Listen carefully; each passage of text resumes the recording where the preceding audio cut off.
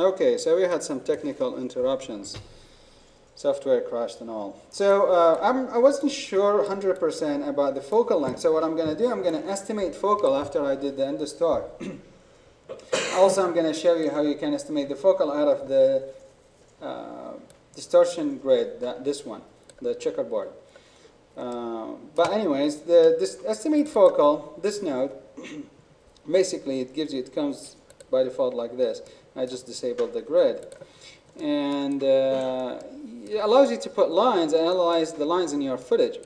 So all you need to do is 2 lines. You need one that goes on the ground like this,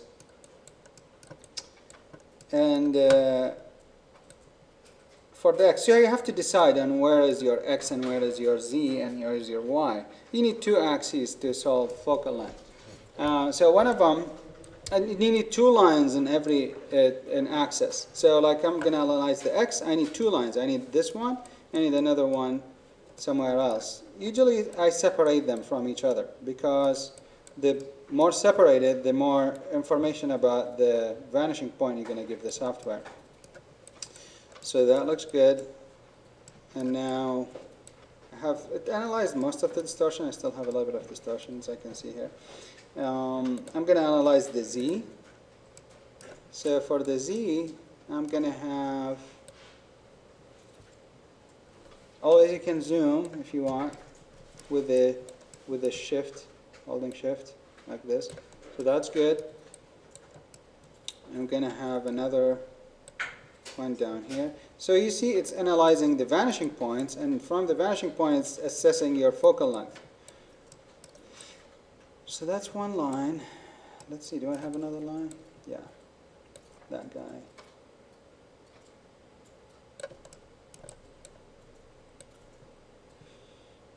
And we are good. So that's the vanishing point. I think it's slightly crooked. I'm gonna, I think because of this one I didn't have enough.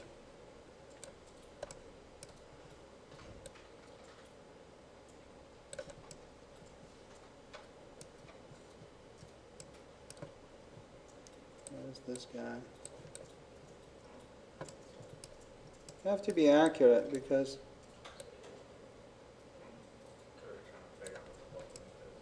that's one vanishing point, and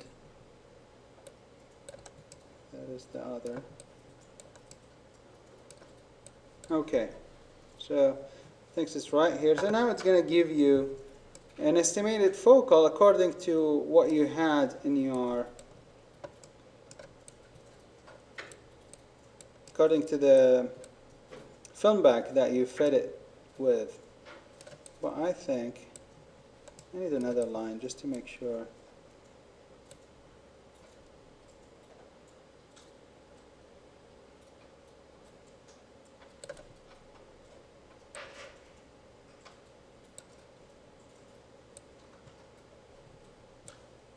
Okay, I want to just make sure that all the lines are going in the right direction. Okay, so X, Y, and we are good. That goes there, the vanishing point looks pretty good. Now, I need to add my camera solver. Alright, and then the same thing, unknown, because we already fed it in there. Low smooth, and solve all. So if you don't know the focal length, you just feed it manually this way with an estimate focal node. There's also the other checkerboard. That's the last thing I'm going to show you.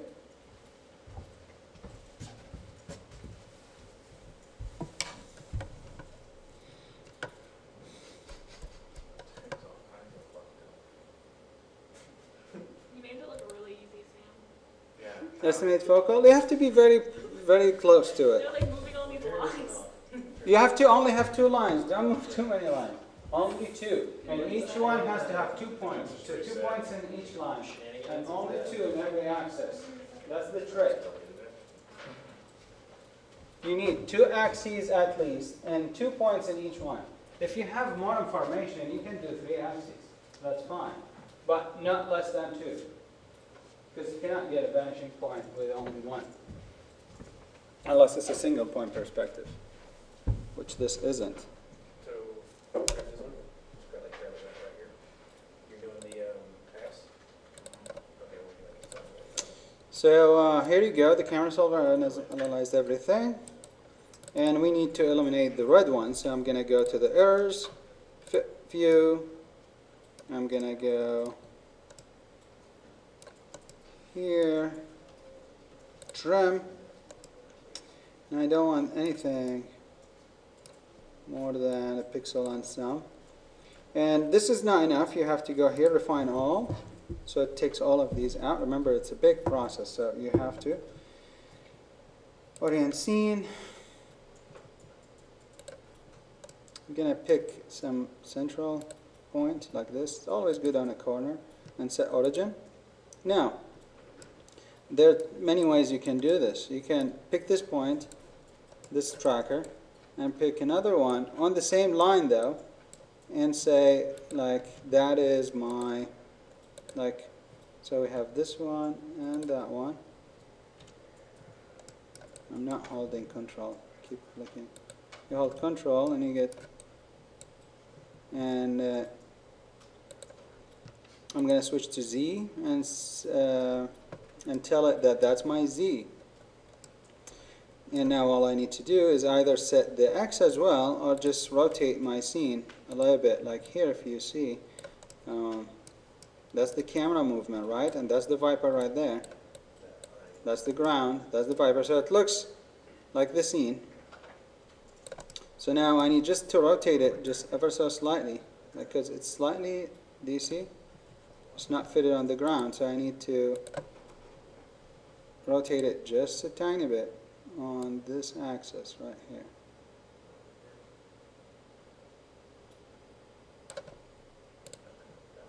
Right? And let's look at it. And as you see, pretty good.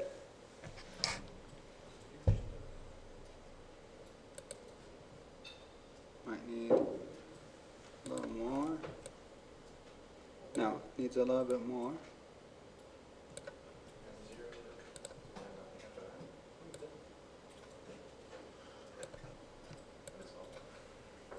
There we go. It's pretty solid. All the lines are straight, and it's good for set fitting. So for set fitting, obviously, I need to get planes. Actually, I have even a Viper model for another class, matchmaking class I was teaching. We brought in, to set fit it, we brought a Viper model and put it in there, which is pretty cool. And we checkerboarded everything. So that's for lens distortion. Let me show you how you can use this kind of grid. Okay. So if you pick something called build lens, what this does basically allows you to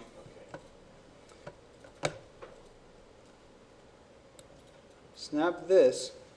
If you hold control, it snaps it to high contrast areas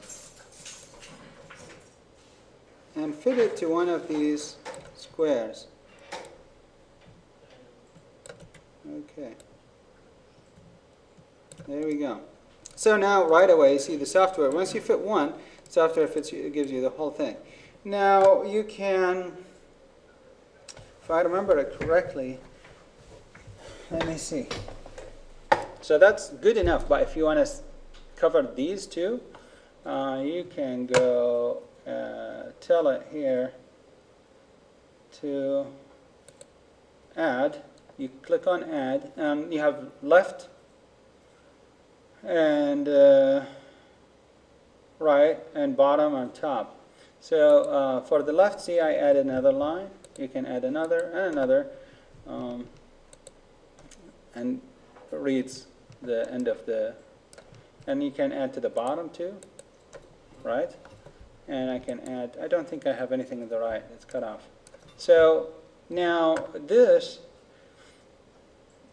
can read your high order and low order distortion. Also, you can automatically estimate focal length, so it's estimating focal length automatically for you. And now if I put, now I have the lens information, the distortion, as well as the, so like see, I solved everything. It gave me focal length of 9 point something, very similar to the estimate focal that I got in here, right? Which makes me think that mine was wrong, the original thought that I had.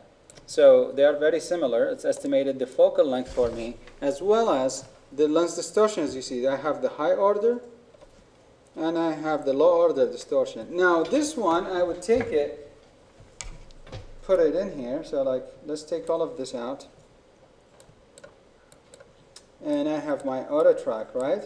I would take this guy, the build lens, which has rebuilt my entire lens out of that checkerboard, and I plug it into here, and I would go, so there you go. Actually, sorry, my bad. I would add a lens distortion node, add distortion, and this one here, you copy the information that you get out of your build lens and paste it in it. So you have the low order distortion and the high order distortion, and you solve it. Also you have your,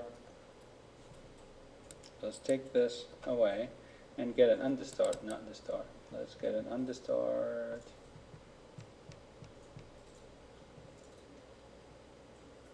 You see it. Undistort. And let's go here, low order. I'm going to copy the low order distortion from here. Okay, I'm going to put it in there.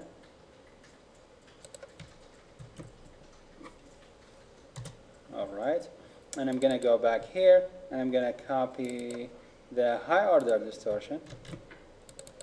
Undistort, and I switch it to high order distortion. And put that in as well. Now I have the low order, high order distortion. I'm pretty good. I also have the focal length. So let's go to build lens, and I have the focal length information, which I can put in there as well. So I can feed all of that focal length information here, but it's guessing that. Just make sure you put that correct. It's guessing it on that kind of film back. So you have to feed the same kind of information in your film back here. So it is thinking that this is 14.75680. So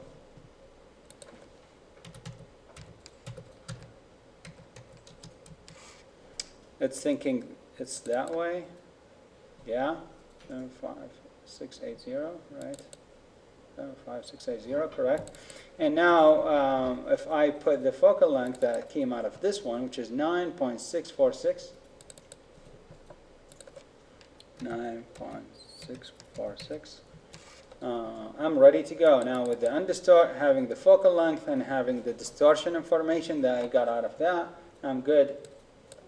That was not necessary, the distortion, the undistort. Then I can get a camera solver and just follow the same thing. Camera solver already inherited the focal length that we have in there. Also, it's going to take the lens distortion information in consideration, and then it's going to solve my trackers correctly. Do you have any questions? So now we saw if we have lens distortion, we can solve it this way, but this only gives us the distortion information, no focal length. But for that, we can compensate it for the focal length with the estimate focal node. Okay, this one, as you see, it can give you both focal length and lens distortion information. And you can copy that information, paste in an undistort node, and then solve. And that's it. Any questions?